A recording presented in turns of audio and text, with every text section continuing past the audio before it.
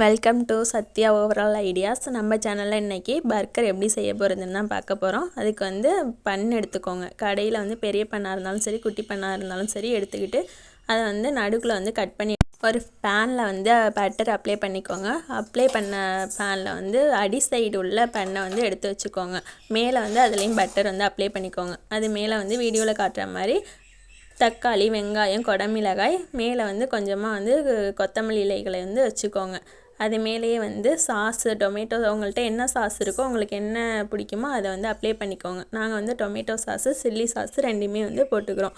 அது மேலே வந்து சீஸ் வந்து எடுத்து வச்சுட்டு வீடியோவில் காட்டுற மாதிரி பகுதியில் உள்ள பண்ணை வந்து இது வந்து அப்படியே வந்து 2 நிமிஷம் வந்து முன் சைடும் பின் சைடும் குக் பண்ணி எடுத்துக்கோங்க. அது மேலே வந்து வெங்காயம், சாஸை வந்து அப்ளை பண்ணிக்கோங்க. நம்மளோட சூப்பரான ஈஸியாக செய்யக்கூடிய பர்கர் வந்து வீட்டிலேயே ரெடி ஆகிடுச்சு. இந்த வீடியோ உங்களுக்கு பிடிச்சிருந்துச்சுன்னா லைக் பண்ணுங்கள், ஷேர் பண்ணுங்கள், மறக்காமல் நம்ம சேனலை சப்ஸ்கிரைப் பண்ணுங்கள்.